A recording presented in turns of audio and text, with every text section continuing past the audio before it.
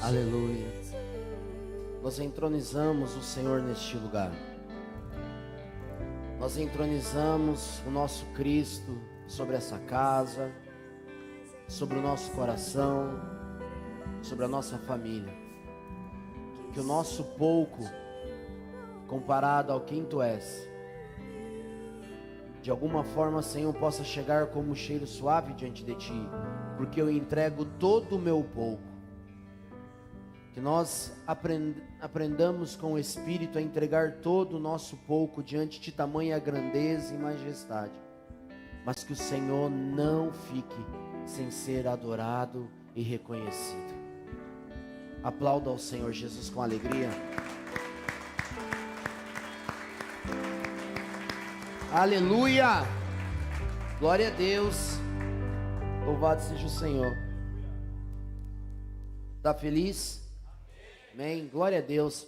Querido, ai, que ar gelado. Hoje de manhã eu suei bastante, mas é que falta de ar, agora está gelado. Mas amém.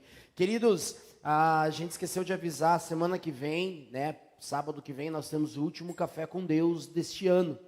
Então, glória a Deus, tem sido um trabalho poderoso, né? A ação social da igreja tem se movido, da AME Social, Aline e o Michel. Então, vocês vão ver a movimentação no grupo essa semana, pedindo ali as doações para que possamos fazer esse café de novo no próximo sábado de manhã. E fica aqui um incentivo, se você ainda não participou do Café com Deus, é uma oportunidade, terminar bem o ano, participando dos cafés com moradores de rua. Então depois do culto você pode conversar com o Michel e com a Aline, ou durante a semana entrar em contato e participar junto, né? Fazer deste final de ano para os moradores de rua um momento especial. Amém? Glória a Deus, louvado seja o Senhor. Estava olhando o vídeo ali também, né? Estava pensando que eu já escolhi meu presente de Natal, Valdir. Eu quero aquele shape do Antônio Bandeiras ali, ó. Hein, Levi? Recebe? Então é 2. Deus, é 2. Cara, que shape que é aquele do Antônio Bandeira ali, hein? Glória a Deus. Pegar uma couraça daquela para ir lá para Guaratuba, Jô. Eu vou bombar. Aleluia. Hayashi, você tá aí, meu garoto? Saudade de você, hein? Louvado seja Deus, Deus abençoe. Queridos, Salmo 27, versículo 4. Aleluia. Saudade do Japa.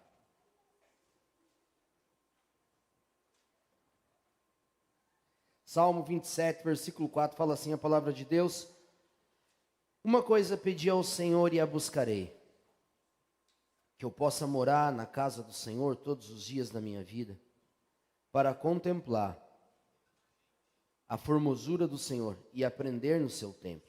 De novo, uma coisa pedi ao Senhor e a buscarei, que eu possa morar na casa do Senhor todos os dias da minha vida, para contemplar a formosura do Senhor e aprender no seu santo templo. Amém? Glória a Deus. Querido, hoje nós vamos falar sobre Davi. Faz alguns dias que o Senhor tem falado comigo sobre Davi. Me chamou a atenção, já faz um pouco mais de uma semana, e eu vim mergulhando na história, 1ª e 2ª Samuel, 1ª e 2ª Crônicas e Salmos e tal, e Deus veio construindo algumas coisas, né? E nós vamos falar, mas eu quero fazer um pano de fundo aqui, eu quero trazer todo um contexto para você entender onde eu quero chegar, o que Deus tem falado. Nós vamos falar um pouquinho, e fique tranquilo que no final a gente vai se encontrar. Nós vamos falar sobre a Arca da Aliança primeiramente. Querido, a Arca da Aliança. Lá no livro de Êxodo, depois que o Senhor tira Moisés e o povo do Egito, a palavra de Deus nos fala que Moisés recebe da parte de Deus, quando está com o Senhor lá no monte, a visão do tabernáculo. E quando Deus começa a falar para Moisés sobre a visão do tabernáculo, ele chega no lugar mais importante de toda a estrutura do tabernáculo. Qual é a parte mais importante? O santíssimo lugar, onde lá dentro estaria a Arca da Aliança. Então a Arca da Aliança era o ponto fundamental de toda a estrutura do tabernáculo de Moisés. E a palavra de Deus nos fala que Moisés recebe a visão de como deveria ser a arca, as madeiras de acácia sendo encaixadas, a partir disso, ela também revestida de ouro, e em cima uma tampa, onde 2 querubins tocava-se a ponta das suas asas, e ficavam olhando um para o outro, e naquele lugar santíssimo, em cima daquele objeto, era onde a presença, onde a glória de Deus se manifestava. Então, se eu posso dizer para você que se existia um lugar na terra onde acontecia uma convergência entre céus e terra, era sobre esse objeto sagrado, era sobre a arca da aliança. Quando a presença de Deus vinha através de uma nuvem e se manifestava ali no meio do povo, ela estava sobre a arca da aliança. E ela, como eu e você sabemos, simboliza a manifestação do próprio Deus, a manifestação da presença de Deus. Mas a palavra de Deus nos fala que ela ficava ali no tabernáculo, onde a nuvem se movia, o povo se movia, o tabernáculo se movia. Lembrei do quadro bonito que o Júnior tem lá na sala dele, né, sobre o tabernáculo. E aí nós estamos falando de uma presença de Deus sempre presente no meio do povo. Mas a palavra de Deus nos fala que os anos foram passando.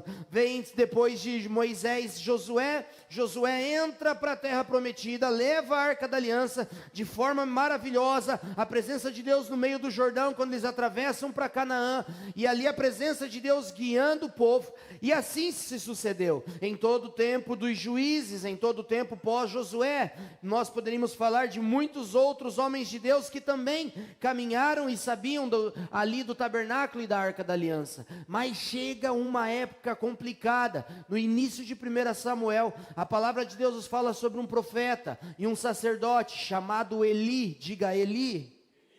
Isso aí, o Eli, ele está lá sendo juiz, e ele julgou Israel por 40 anos também. Mas a Bíblia diz que Eli tinha um problema: Eli não sabia ser pai. Eli não tinha o coração dos seus filhos, Ofni e Finéias, 2 endemoniados filhos do pastor Eli, que não tinham vida com Deus.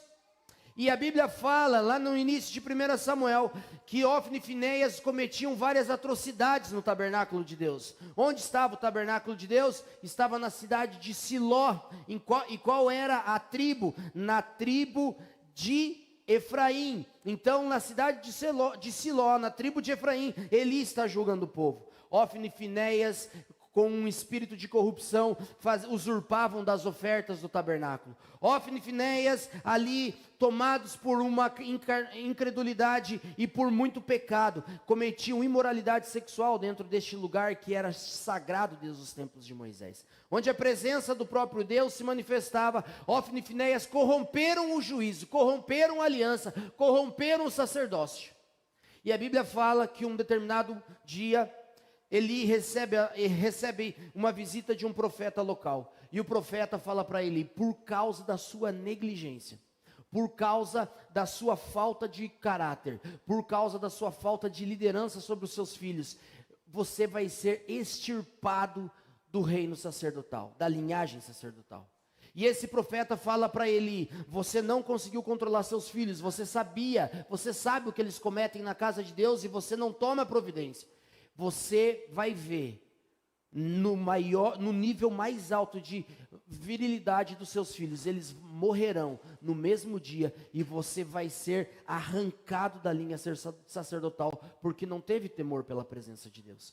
E algum tempo depois passou, os filisteus se levantam contra Israel, e no meio da batalha, num dia de muita batalha, a Bíblia fala que o povo dentro ali do campo de batalha tem uma brilhante ideia: nós estamos perdendo para os filisteus, vamos trazer a arca da aliança e mostrar que o nosso Deus está conosco. E a Bíblia diz que Ofni e Finéias pegam a arca da aliança, tiram ela desse tabernáculo e levam até o campo de batalha. Quando chega-se no campo de batalha, a Bíblia diz que o povo de Israel, o exército de Israel, fica tão alegre, tão contente quando vê a sua arca, quando vê a arca de Deus, que eles gritavam, e isso gerou grande temor em todo o exército filisteu, porque eles lembraram do Deus de Israel, porque eles lembraram do Deus de Moisés, porque eles lembraram do que Deus tinha feito no Egito e temeram.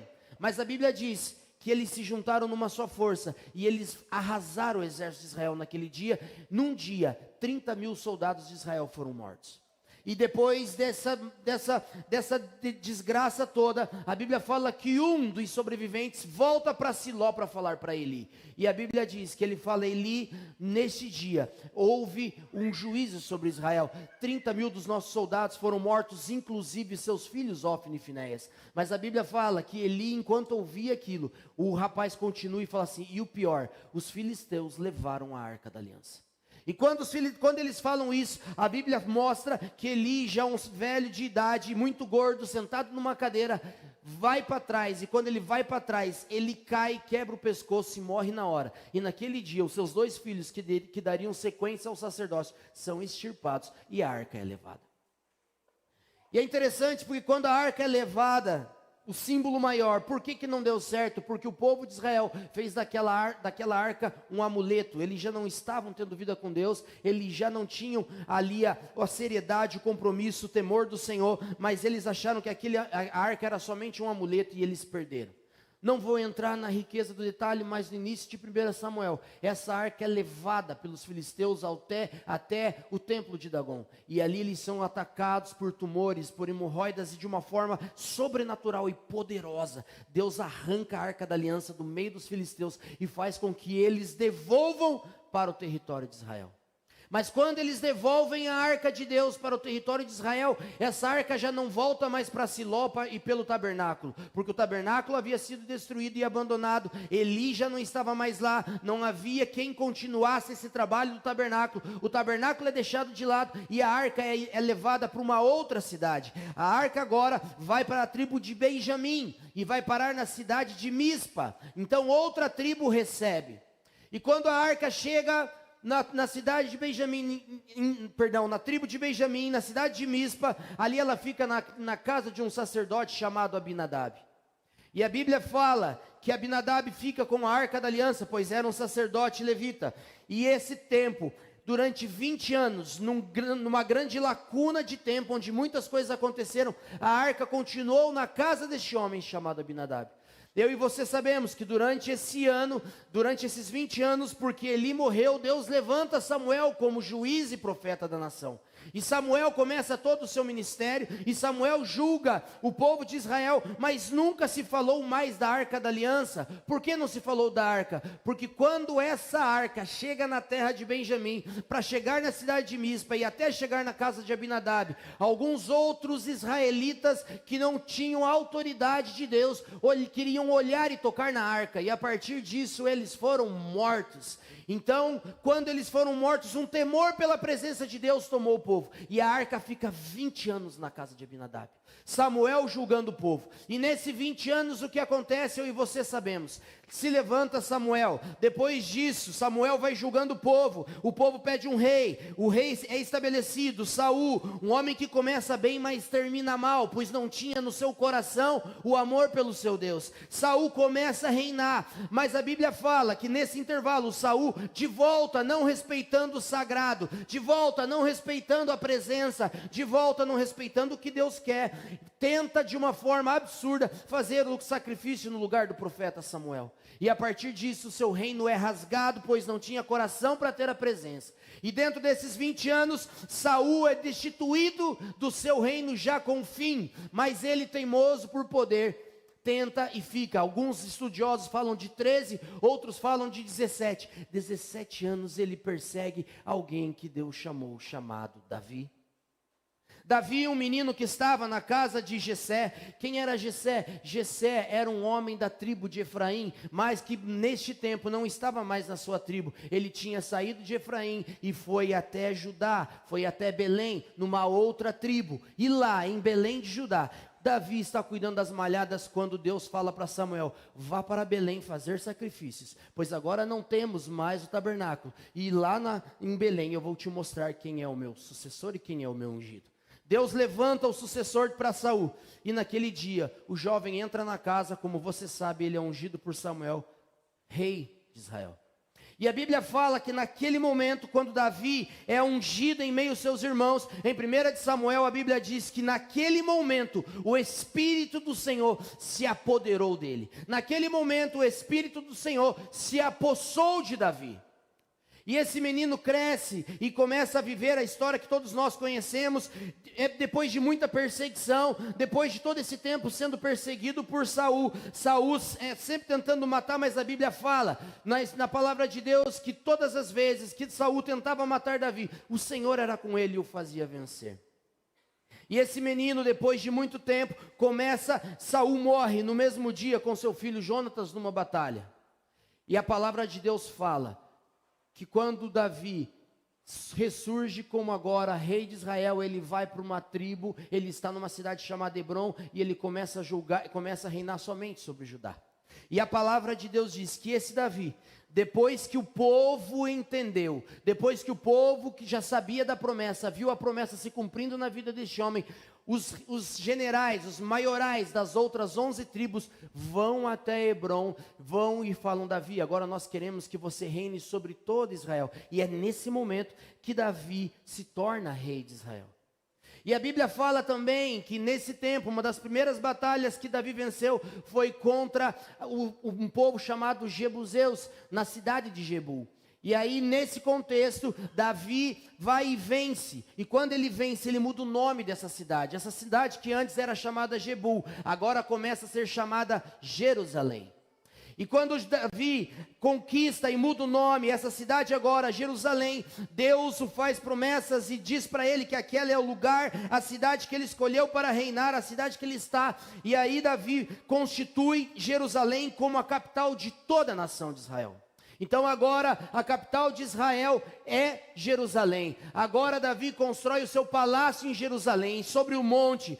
Agora, coincidência ou não, o mesmo monte onde Abraão um dia foi sacrificar o seu filho Isaque, é constituído agora Jerusalém. E agora Davi está ali, e agora Davi está reinando, e agora a unção que estava sobre ele começa a se manifestar. E é nesse contexto que Davi, quando ele olha e começa a reinar sobre todos, Davi começa a olhar e pensar: eu preciso da arca. Eu queria que você abrisse a palavra de Deus comigo no livro de 1 Crônicas capítulo 13. 1 de Crônicas capítulo 13.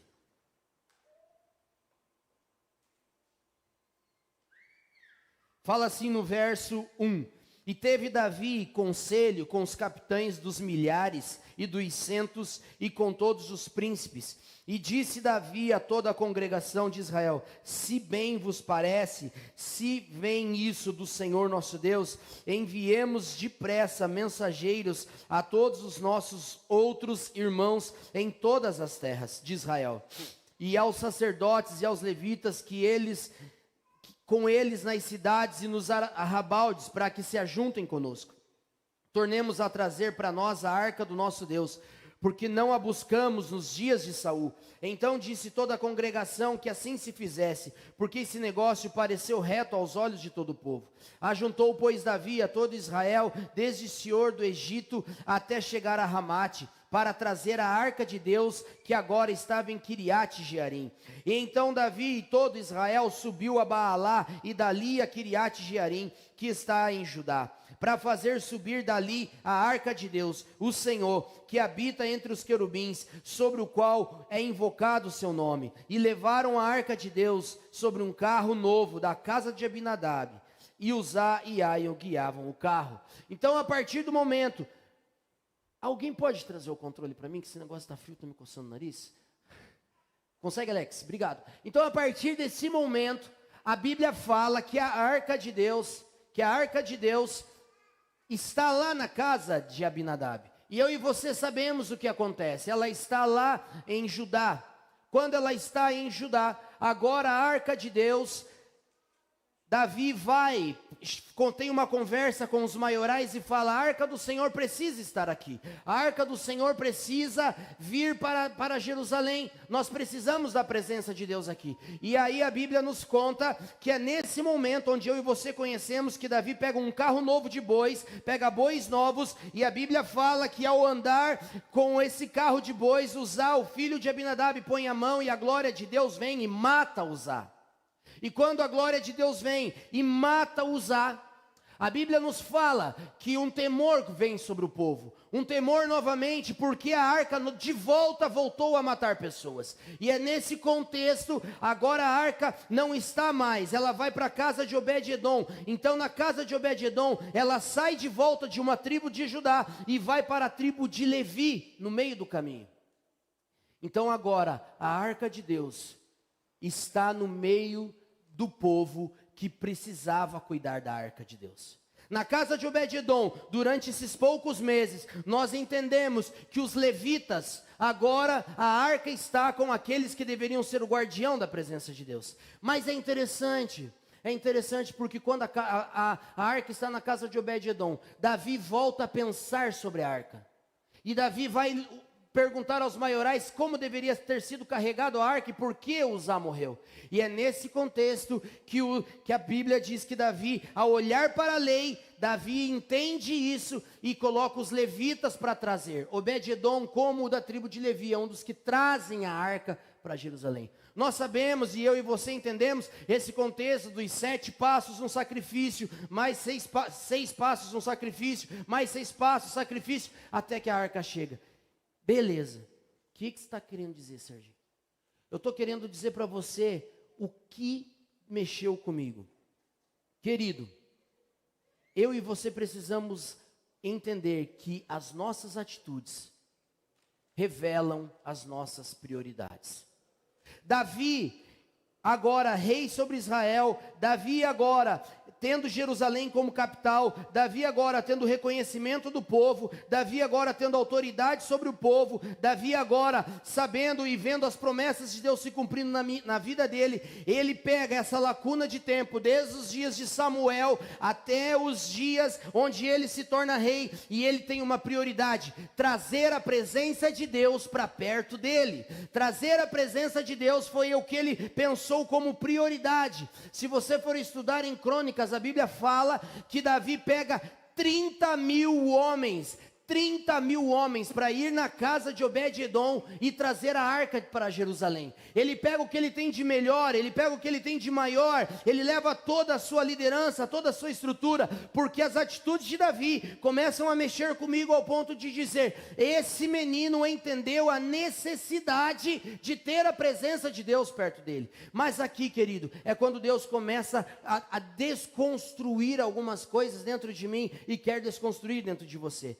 Como eu falei para você, a arca de Deus simbolizava a presença de Deus, e os levitas poderiam fazer isso. Mas a Bíblia nos fala que Davi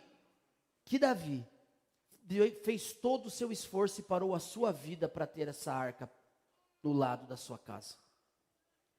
E aí Deus começou a ministrar algumas coisas no meu coração. Suas atitudes vão mostrar suas prioridades. Onde você investir a sua vida, revelará a sua prioridade. Onde você investir a sua vida, vai revelar a sua prioridade. Onde você investe seu tempo, onde você investe o seu recurso, onde você investe a sua atenção, vai revelar para mim e para você a sua prioridade. E aqueles que estão à sua volta, vai ficar muito claro o que você busca. Davi, depois que pegou o reino, não se preocupou em conquistar, não se preocupou como prioridade de fazer outra coisa que não fosse, primeiramente, restabelecer e trazer de volta a arca do Senhor, a presença do Senhor sobre a cidade, sobre Israel. Querido, eu quero falar para você, ele trouxe a arca, ele trouxe os levitas. Mas aqui começa a minha intriga com Davi. Davi era filho de Jessé. Davi, Jessé era da tribo de Efraim.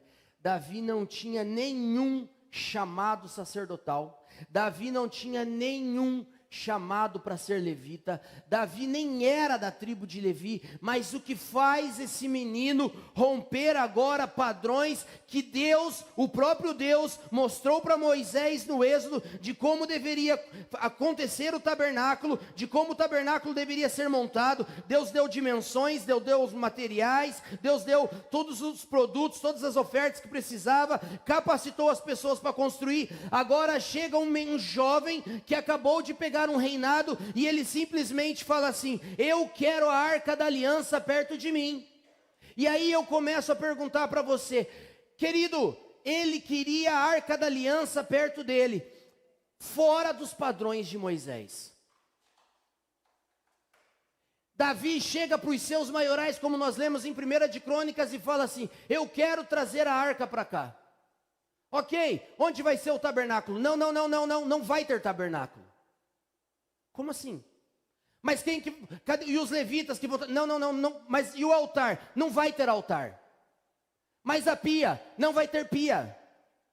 Mas o lugar fechado, santíssimo lugar, aonde ficava ali a arca? Não vai ter. Mas então o santo lugar onde tinha a mesa dos 12 pães, que eram trocados todos os dias, que simbolizavam as 12 tribos de Israel, não vai ter. Mas o candelabro com os 7 Espíritos de Deus, e que eles vão colocar todos os dias ali cera, para que ele ficasse, também não vai ter. Mas Davi, então o incensário, aquele que eles vão colocar cheirinho bonito, gostoso, para ficar balançando lá, não vai ter também. Como assim? Não vai ter. O que vai ter? Vai ter uma tenda no lado da minha casa e aqui vai ficar a arca. Mas Davi, você não é nem levita. Você não leu em Êxodo o que Deus falou para Moisés? Você não leu a lei? Não. O tabernáculo de Davi, ele transfigura o tabernáculo de Moisés. Davi pega uma tenda e manda construir uma tenda no meio de Jerusalém, coloca ao lado do seu palácio, e aí agora fala assim: agora nós vamos todo mundo lá para a casa de Obed-edom, e os levitas, que são os responsáveis, vão trazer, mas a arca vai ficar dentro dessa tenda. Acabou o tabernáculo. Oi? Ortodoxos de plantão infartariam. Se Arão tivesse ali, ia bater na boca do menino para ele aprender a falar as coisas direito. O tabernáculo de Davi começa a mostrar agora uma nova forma, porque a gente mantém fundamentos, mas a gente pode mudar formas. E agora Deus começa a mostrar um novo tempo sobre Israel. Agora Deus pega esse menino inventa de pegar essa arca, o objeto mais sagrado que toda a humanidade já viu, e muitos esperam para vê-la até os dias de hoje, coloca no meio de Jerusalém, sem cortina, sem sacrifício, sem pia, sem altar. Para muitos seria uma heresia. Agora Davi coloca numa tenda, e ele diz assim para o povo, presta atenção no que ele faz, ele traz, nós sabemos, o dia que ele chega, e aí vem a primeira audácia desse menino petulante. A Bíblia diz que quando ele chega na casa de Obed-edom, os levitas pegam a arca com as suas varas, como Moisés mandou, e eles começam a seguir, e Davi está junto com os sacerdotes, com uma roupa chamada éfode. Essa roupa só podia usar quem era levita, e quem tinha chamado para o sacerdócio, e um menino, filho de um homem de Efraim, que não tinha absolutamente nada a ver com o sacerdócio, põe uma roupa sagrada e começa a levar a arca. Eu fico imaginando o escândalo. Quem esse menino petulante pensa que é? Agora porque ele é rei, ele acha que ele é sacerdote?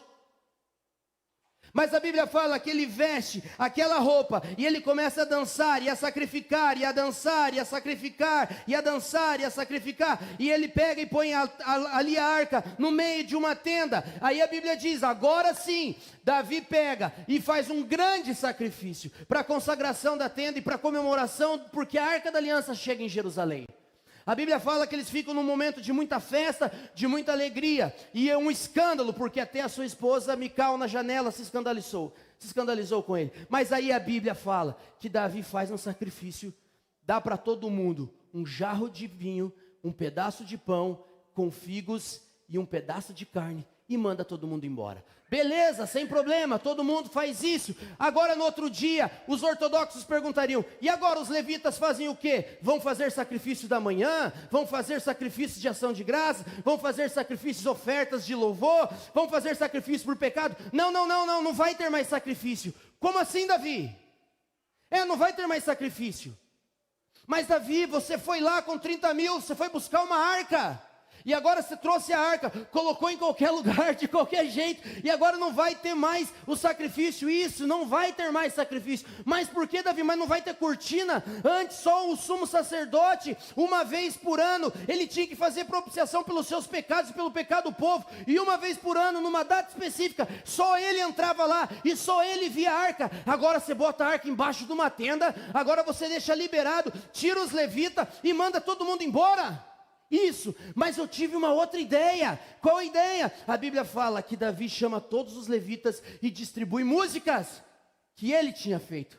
Mas Davi, você não é levita, não tem problema, mas eu fiz um sino aqui. Eu fiz um sino aqui, caminhando eu vou para Canaã. Eu fiz aqui, ó, creio que tudo é possível. Eu fiz aqui, ó, tu és soberano sobre a terra. Eu tenho um aqui, assim, ó, cantai ao Senhor um cântico novo, porque a sua misericórdia dura para sempre. Cantarei o seu amor para sempre. Eu tenho um monte de hino. Davi, mas os meninos nem sabem tocar, não tem problema. Eu fiz um monte de instrumento para eles. Eu fiz símbolos, eu fiz tambores, eu fiz batuque, eu fiz um monte. Mas Davi, como que eles vão tocar? Pega os levitas, eu vou ensinar. O Júnior ensina a cantar, o Ricardo ensina a guitarra, o Peixe ensina baixo e bateria. E esses meninos vão aprender a tocar. E o que eles vão fazer? Eles vão tocar aqui de manhã, de tarde, de noite. Oi? Mas o boi e as ovelhas e o sangue? Não.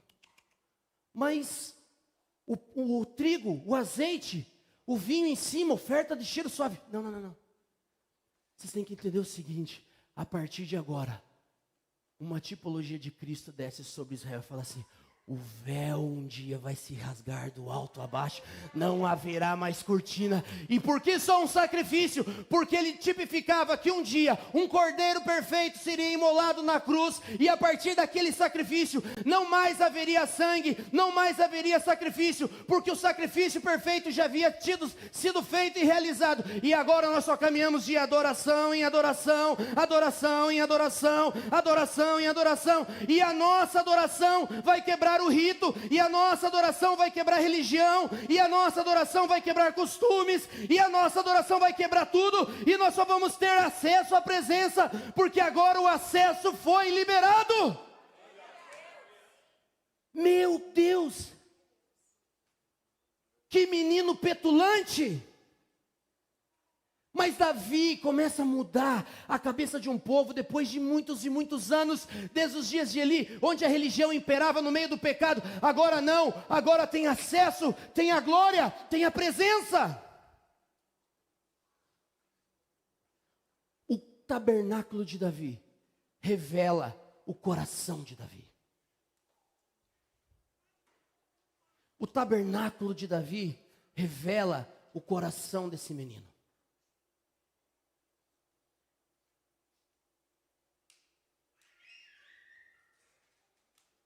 Novo foco, não mais sacrifício, e sim adoração.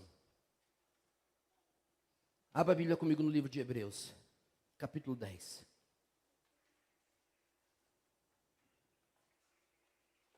Hebreus capítulo 10, a partir do verso 11, fala assim a palavra de Deus.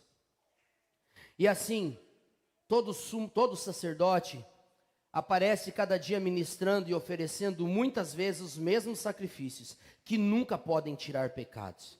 Mas este, havendo oferecido um único sacrifício pelos pecados, está sentado para sempre à destra de Deus. Daqui em diante, esperando até que os inimigos sejam postos por escabelo de seus pés. Porque uma só oferta aperfeiçoou para sempre os que são santificados. E também o Espírito Santo nolo testifica, porque depois de haver dito: este é o concerto que farei com eles depois daqueles dias, diz o Senhor, porei a minha lei no seu coração e escreverei em seus entendimentos. Acrescenta: jamais me lembrarei dos seus pecados e das suas iniquidades. Ora, onde há remissão desses, não há mais oferta pelo pecado. Ou seja, o autor de Hebreus está dizendo: um dia um sacrifício perfeito aconteceu, um dia aquilo que Davi já colocou lá muitos anos atrás, aconteceu o dia em que Cristo é esmagado na cruz, onde ele é sacrificado, o seu sangue é derramado. Agora aquele sangue tem poder de perdoar pecados, Ele só não encobre mais, mas agora nos purifica de todo pecado, e não precisamos mais de sacrifícios, nós precisamos reconhecer o sacrifício que já foi realizado. Então Davi mostra uma tipologia da graça de Deus que um dia alcançaria o povo. E esse é interessante porque a revelação do sacrifício perfeito que seria de Jesus, que seria no nosso Senhor Jesus, você só entende a alteração do modus operandi quando está mergulhado nele. Você só vai entender como Deus faz as coisas se você estiver mergulhado nele. Mesmo livro de Salmos de Davi, Davi escreveu: os segredos do Senhor são para aqueles que o temem. Onde Davi descobriu que tudo havia sido modificado? No secreto. No secreto se revela segredo.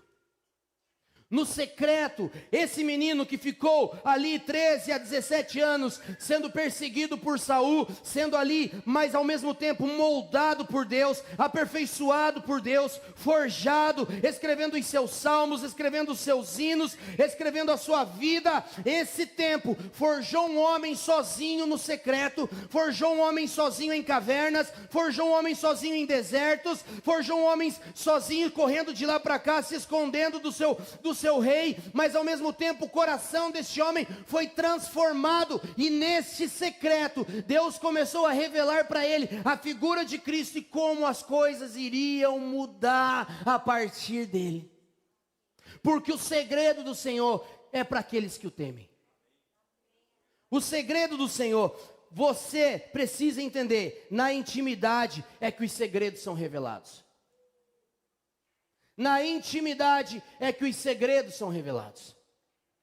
É ali, num lugar entre você e Deus, onde você ouve a sua voz, onde Ele se revela para você, que você começa a entender como Deus quer fazer. O tabernáculo mostra o coração de Davi. O que tem nesse tabernáculo? A primeira coisa que você precisa entender: o tabernáculo de Davi mostra a simplicidade de Davi. Não tem ouro, não tem glamour, não tem muitas coisas, tem uma tenda, porque a prioridade não é o que cerca, a prioridade é o que está dentro. Paulo fala que nós somos vasos de barro, e a excelência está dentro do vaso, o poder de Deus dentro de nós. Então o tabernáculo de Davi testifica e mostra a simplicidade. Eu e você, diante de Deus, diante das coisas de Deus, nós precisamos ser simples. Existe, qualquer coisa menos simples do que eu e você sozinho, ou você e Deus sozinho num lugar. Simplicidade. O segundo ponto, o Senhor sendo a sua prioridade. Davi não quis reinar sem antes ter a arca com ele. Davi não quis reinar porque ele viu o que estava acontecendo em Israel, ele viu o que aconteceu com Saul, ele não admitia reinar sem a presença de Deus, e as atitudes revelam um coração. Então as atitudes de querer a presença mostrava qual era a prioridade para Davi, a presença era a prioridade. Outro tema, o tabernáculo de Davi mostra a sua paixão. Um menino que vai lá buscar a arca junto, se mete junto com os sacerdotes, não porque ele queria aparecer, mas ele precisava adorar o Deus que trouxe ele até aqui. Ele precisava mostrar adoração, ele precisava expressar alegria, ele precisava expressar com toda a sua força aquilo que Deus tinha feito na vida dele, e a alegria que ele estava tendo por Deus ter permitido ele trazer a presença de Deus para Jerusalém. Paixão existia no tabernáculo. A paixão ao ponto de fazer agora não mais listas, não mais uma escala de sacrifício, mas uma escala de adoração. O mesmo homem que escreveu no Salmo: se o Senhor porventura gostasse de sacrifício, não continuaria, pelo contrário, ele prefere obediência do que sacrifício. Davi, no seu tabernáculo, também mostra acesso. Davi tinha uma necessidade, querido. Sua vida de oração e de solitude o levou a um lugar profundo num relacionamento com Deus. Dias de deserto levaram Davi a um relacionamento que ninguém teve. Dias de solitude levam Davi a um lugar na presença de Deus que ninguém chegou. Davi era um homem segundo o coração de Deus, porque Deus tinha o seu coração. Davi era um homem segundo o coração de Deus, porque dentro do coração dele tinha muito de Deus. Então a Bíblia fala nesse modelo de um menino que rompeu regras, de um menino que rompeu padrões, de um menino que rompeu qualquer tipo de explicação humana, religiosa, para acessar lugares na presença de Deus e em Deus que ninguém havia ainda acessado. Romper padrões, queridos, nós somos muito presos a padrões. Quando eu e você saímos do padrão, parece que a gente já se arrepia. Se alguém dá uma ideia, parece que a gente já fica tudo uriçado, com medo. Por quê? Porque sai do padrão, ativa o nosso senso de insegurança e nós ficamos tudo doido. Tudo doido. Só que Davi não. Davi tinha segurança em fazer as coisas porque ele sabia quem estava falando com ele. Davi, em determinado dia, numa fuga, a Saul entra dentro desse mesmo tabernáculo e come o pão que só o sacerdote poderia comer, tipificando que um dia o pão da vida estaria liberado para todos.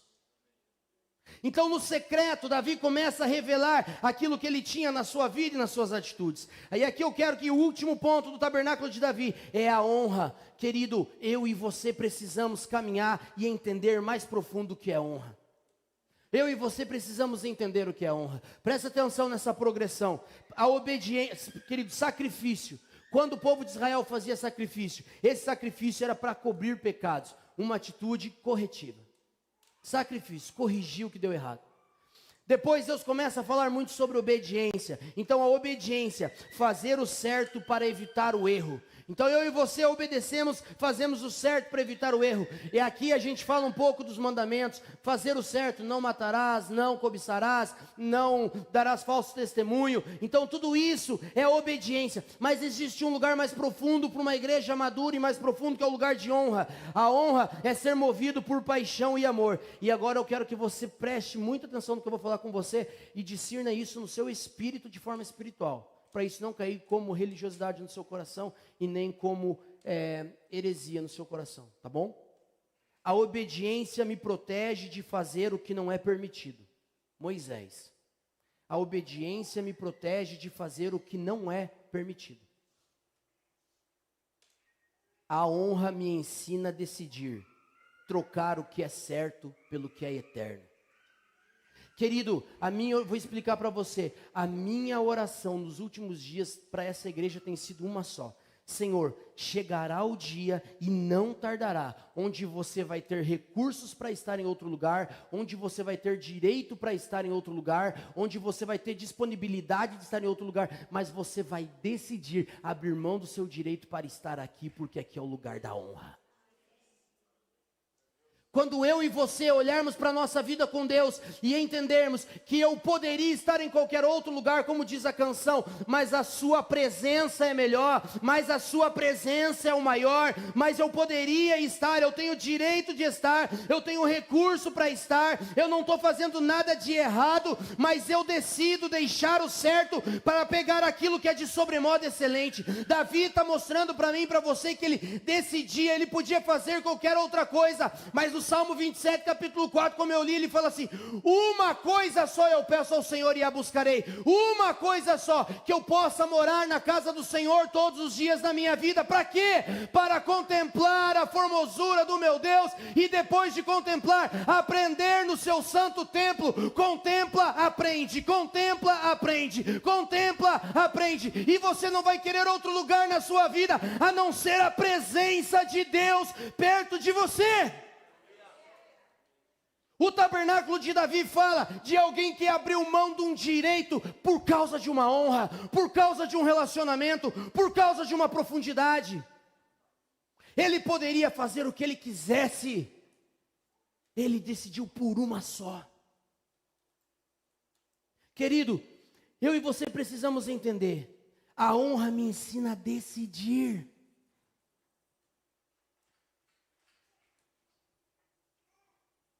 Deus mostrou a Davi a mesma coisa que mostrou para Moisés, mas com um novo modo, mais simples e mais apaixonado.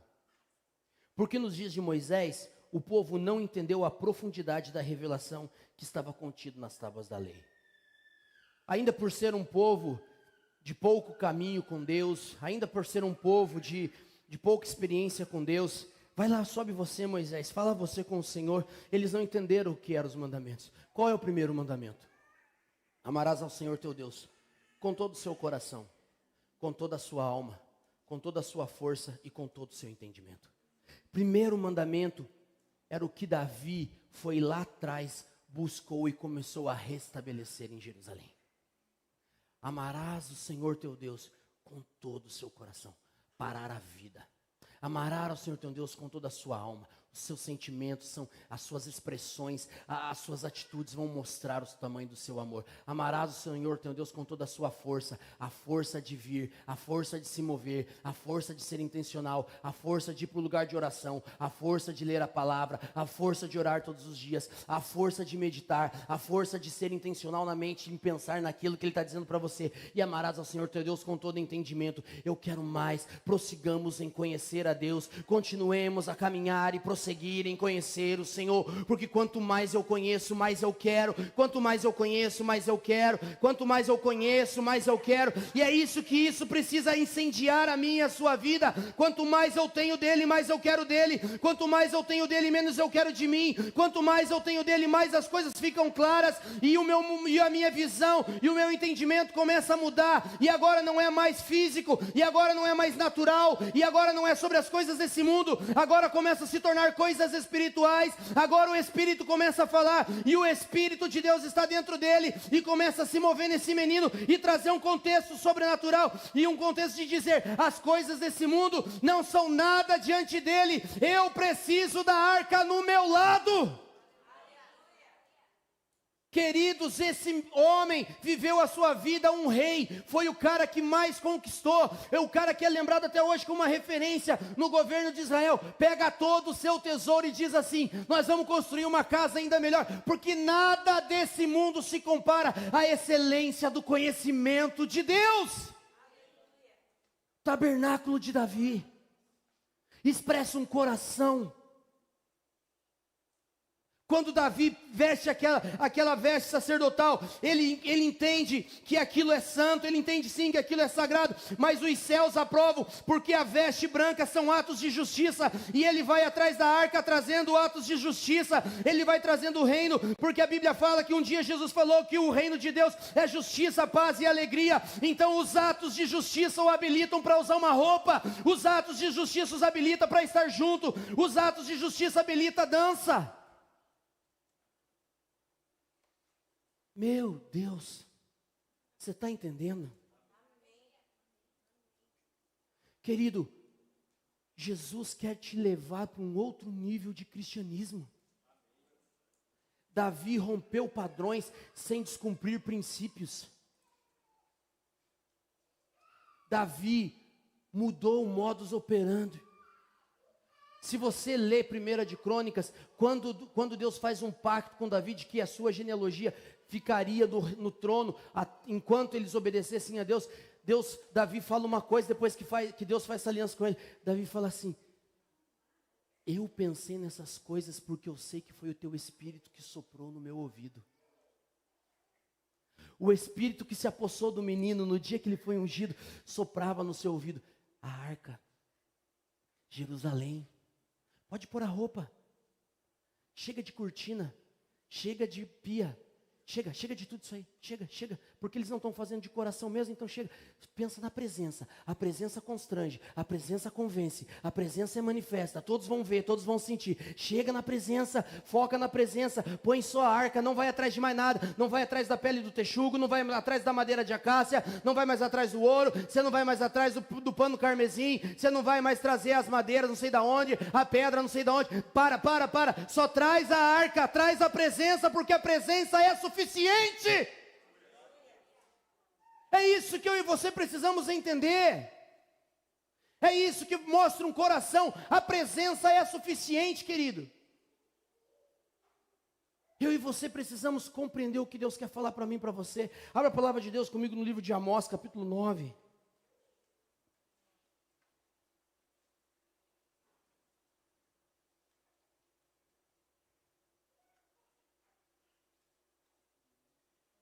Amós, capítulo 9, se te ajuda, está depois do Joel. Amós 9, verso 11. Oh, aleluia. Fala assim: naquele dia, tornarei a levantar a tenda de Davi, que caiu, e taparei as suas aberturas, e tornarei a levantar as suas ruínas, e a edificarei como nos dias da antiguidade, para que possuam o restante de Edom e todas as nações que são chamadas pelo meu nome, diz o Senhor, que faz todas essas coisas. Eis que vem dias, diz o Senhor, em que o que lavra alcançará o que cega, e o que pisa uvas alcançará ao que lança semente. Você entendeu que isso aqui é de frente para trás, de trás para frente? Tem gente que você ainda tem propósito de alcançar lá na frente, e tem gente que você deixou de alcançar lá atrás. Jesus está falando que você vai voltar e vai conseguir pegar ele lá atrás. Não existe atraso no reino de Deus. Existe sempre um meio. E os montes destilarão vinho, e todos os outeiros se derreterão, e removerei o cativeiro do meu povo Israel, e reedificarão as cidades assoladas, e nelas habitarão, plantarão vinhas e beberão seu vinho, e farão pomares, e lhes comerão o fruto. E os plantarei na sua terra, e não serão mais arrancados da sua terra que lhes dei, diz o Senhor Deus. Querido, essa palavra Deus me deu quando eu estava em casa, no meu tempo lá sabático, em um dia de oração, questionando algumas coisas, e Deus me deu essa palavra. Eu vou ler para você na versão que Deus me deu, que agora é na mensagem, tá? Eu estava lendo a mensagem esse dia. E diz assim, o mesmo texto: mas no dia do julgamento também vou restaurar a casa de Davi, que desmoronou. Vou consertar os buracos no telhado, substituir as janelas quebradas, enfim, reformá-la para que fique como nova. O povo de Davi será forte outra vez e vai dominar o que sobrou do inimigo Edom, e ainda todos os outros debaixo do meu julgamento soberano. É o decreto do Eterno, Ele vai fazer isso. Agora pega, e é verdade, agora não vai demorar muito, é o decreto do Eterno. Isso é pega essa promessa para a sua vida, meu querido. Eu peguei para mim naquele dia. Pega isso aí, ó. As coisas vão acontecer tão depressa que a sua cabeça vai girar. Uma coisa depois da outra. Vocês não vão conseguir acompanhar a rapidez. Tudo vai acontecer de uma vez. E para qualquer lado que vocês olharem, verão bênçãos. Bênçãos. Bênçãos como vinho jorrando dos montes e colinas. Vou consertar tudo de novo para o meu povo Israel. Presta atenção, eles reconstruirão as cidades arruinadas, plantarão vinhedos e tomarão bons vinhos, cultivarão suas hortas e comerão verduras frescas. Eu os plantarei e vou plantá-los na sua terra, nunca mais serão arrancados da terra que eu dei a eles. O Eterno, o seu Deus, diz isso. Aleluia!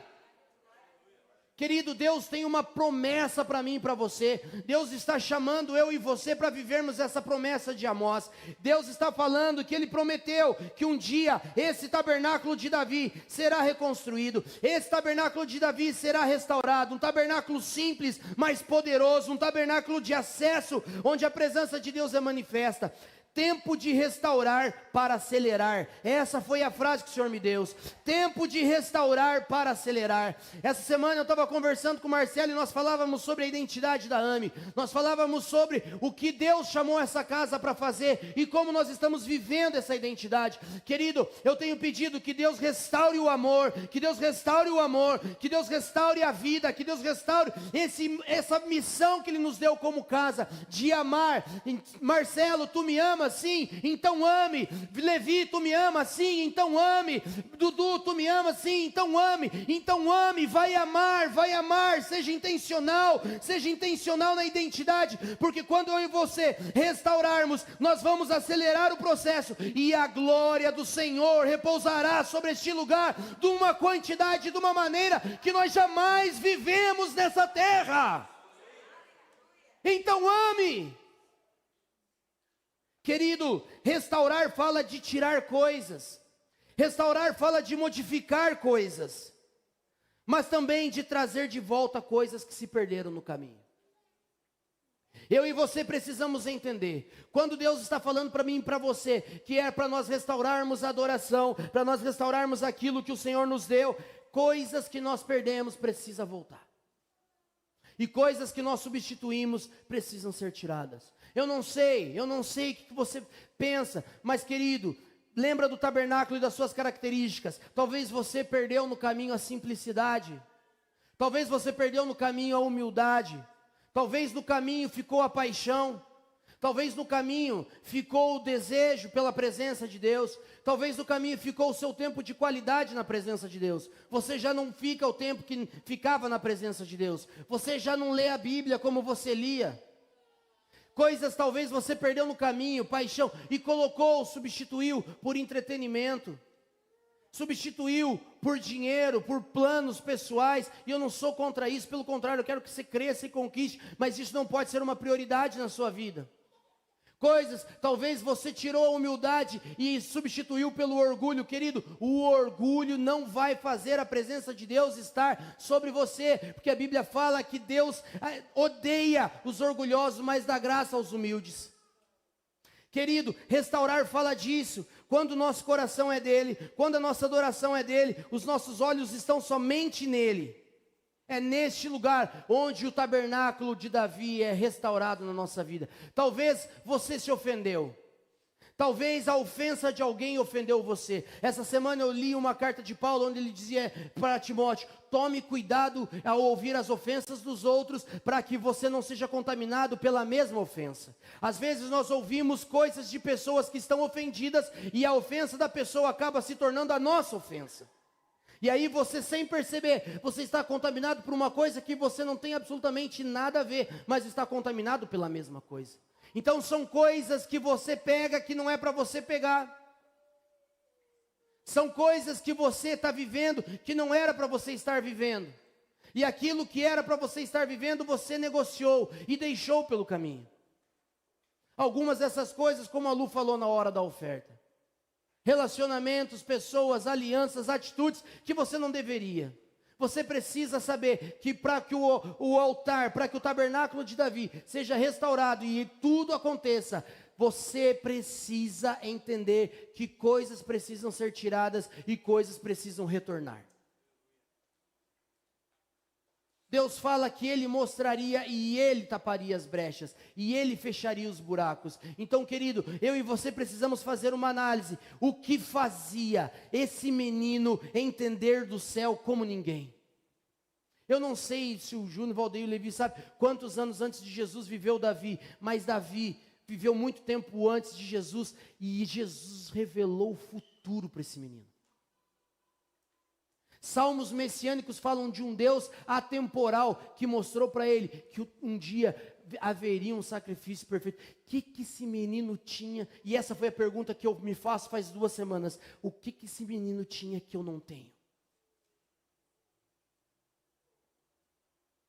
O que tinha dentro desse menino, ao ponto de Deus confiar a ele a eternidade atemporal? O que esse menino encontrou em Deus, ao ponto de Deus revelar para ele Jesus. O meu Senhor disse ao seu Senhor: colocarei todos os povos como banquinho para os seus pés.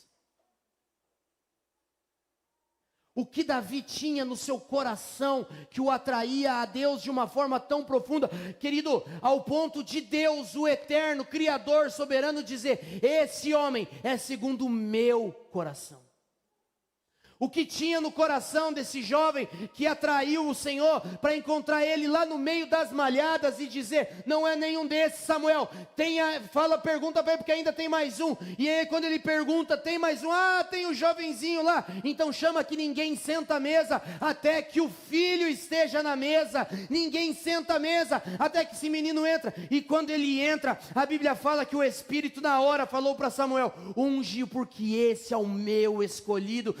querido, o Espírito de Deus se apossou daquele menino e o conduziu durante toda uma vida, porque a presença de Deus se tornou o seu maior bem, a presença de Deus se tornou o seu maior valor, a presença de Deus. Veja Davi discutindo com um filisteu, veja Davi discutindo com Golias, quando ele fala para Golias: você veio aqui afrontar o Deus vivo, você veio aqui afrontar o Senhor dos exércitos. Ele nunca se defendeu, mas ele se queimava pelo Deus que estava dentro dele, ele defendia o Deus que estava dentro dele, ele respeitava o Espírito que estava dentro dele. Eu não vou entrar agora porque é para outra mensagem, mas Davi foi um dos poucos que tinha o Espírito Santo dentro dele, no Antigo Testamento, numa tipologia de que um dia o acesso seria liberado, o véu seria rasgado e o Espírito Santo estaria dentro de nós. Você acha que quando Jesus falou para João Batista, sobre João Batista, ele estava falando o quê? Quando ele disse: na terra não houve profeta maior do que João, mas o menor do reino de Deus ainda é maior do que João. O que ele estava querendo dizer? João viu o Espírito Santo quando desceu sobre Jesus. João foi o único que viu a pomba descer sobre Jesus,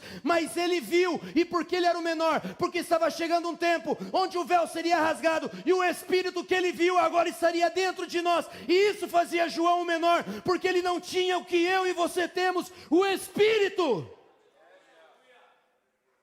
O Espírito. Querido, eu e você precisamos nos mover muito mais do que por vista. Por que João teve dúvida na cadeia e mandou 2 discípulos perguntar: és tu mesmo o Cristo? Oi? Você viu o Espírito? Mas é o Espírito que testifica no meu espírito que eu sou filho. Você tem o Espírito Santo. Davi, o que ele tinha? Ele tinha o Espírito Santo. A maior riqueza de Davi foi naquele dia quando ele foi ungido, e o Espírito do Senhor a partir daquele dia se apossou. Ah, Senhor, se eu e você entendermos, me possua, Espírito Santo, me possua por completo, me possua em sentimentos, em emoções, em pensamentos, em palavras, em atitudes, em decisões, me possua em adoração, me possua. Querido, você acha que Davi estava com quem? Dançando e cantando na frente daquela harpa? Ele estava possuído pelo Espírito, porque o Espírito viu que Davi queria a presença perto dele. Alguém quer o Espírito Santo, alguém quer a glória de Deus, alguém quer a presença nessa terra. Não tinha como não dançar. Meu Deus! Se coloque em pé. Há 3 anos atrás,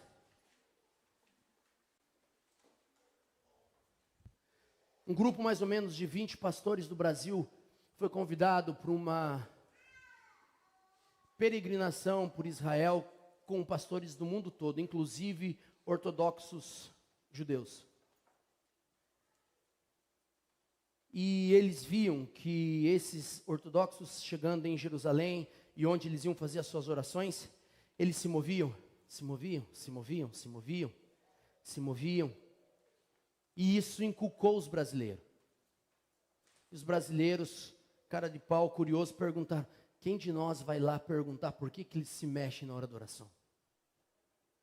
Aí sempre tem o sanguíneo, né? Eu vou lá.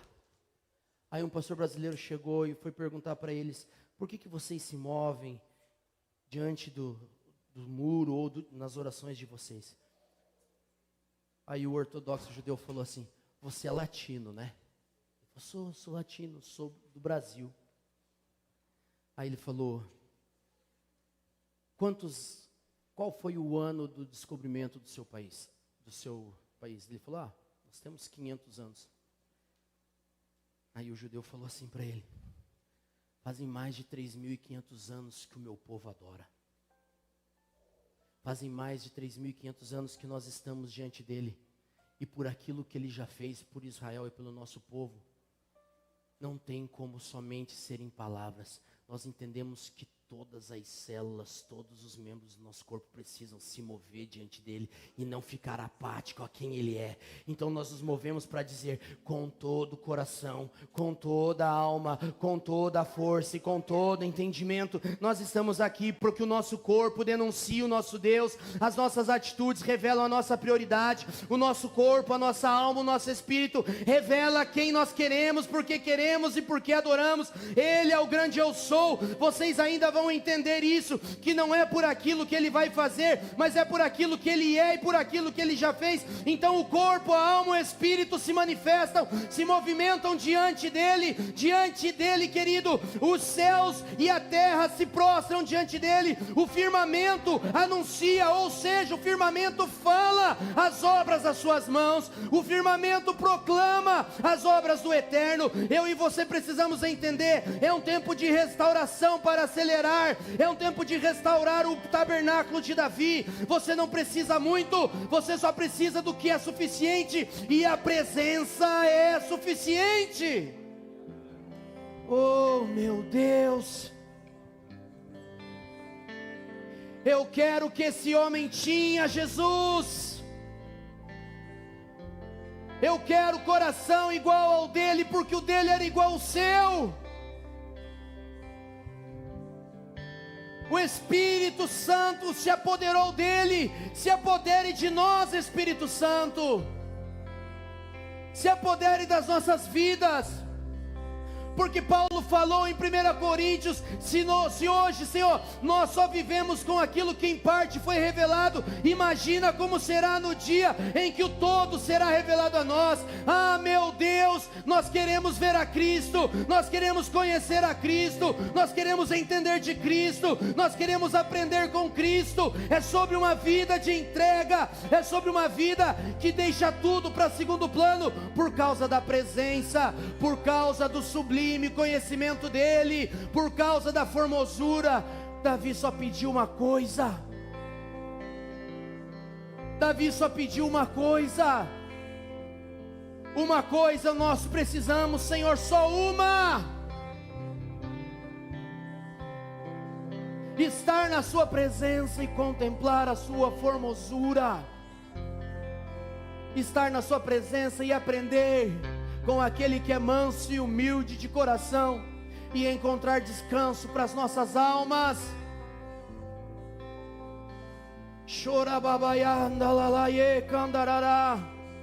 É dia de restaurar o tabernáculo de Davi, querido. O espírito da profecia está entre nós.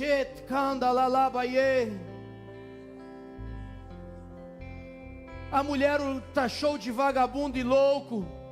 Ele falou: você está falando isso porque eu não sou igual aos da sua casa. Eu faço isso e farei ainda mais para que o meu Deus seja adorado. Eu não tenho obrigação de escrever música, mas eu escrevo um monte de salmo. Eu não tenho obrigação de tocar, mas eu faço um monte de instrumento. Porque eu quero Ele, e se isso o agrada, eu faço. Chega, Senhor, de somente uma obediência religiosa, nos leva ao conhecimento da honra.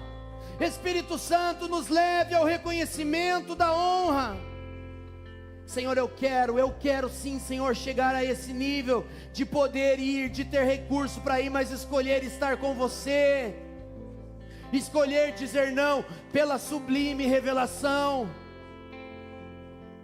Eu quero poder, Senhor, ter entretenimento e dizer não, eu quero ficar com você.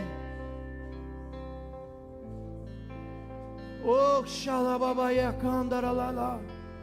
Se você entende que o seu tabernáculo precisa mudar e que Deus precisa restaurar, vem aqui à frente.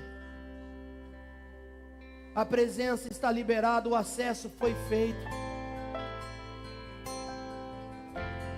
Rasgue o seu coração diante dele. Fale: Senhor, eu perdi coisas no caminho. Eu não sei nem como, mas eu perdi coisas no caminho. Eu nem percebi que a sacola estava furada. Mas eu quero voltar para este lugar, Senhor. Eu quero voltar para o lugar. Cante. Nem amor por alguém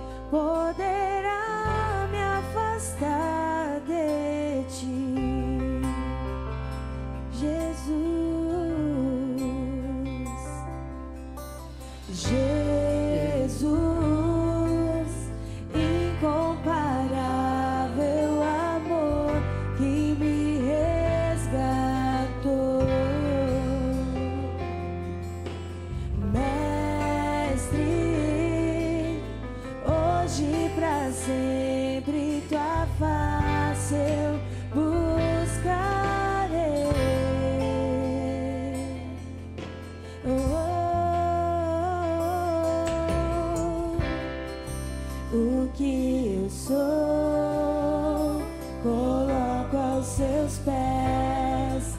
Diante da tua glória eu me humilharei. Vou encontrar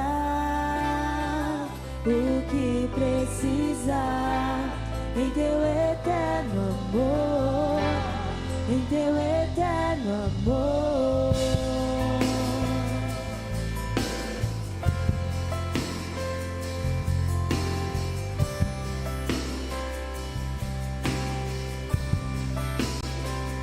Abro mão do que sou, meus desejos eu dou. Quero em tudo, Senhor, te adorar. Mais que fama e poder, quero te conhecer, Senhor Jesus.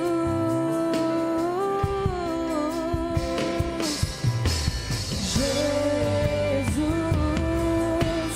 incomparável amor que me resgatou.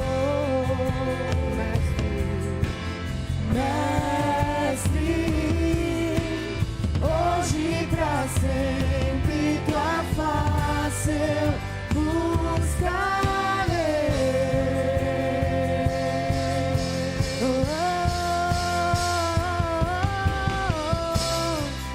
O que eu sou, coloco aos seus pés. Diante da tua glória eu me humilharei. Vou encontrar o que precisar em teu eterno amor, em teu eterno amor. O que eu sou, coloco aos seus pés. Diante da tua glória eu me humilharei. Vou encontrar o que precisar em teu eterno amor, em teu eterno amor, em teu eterno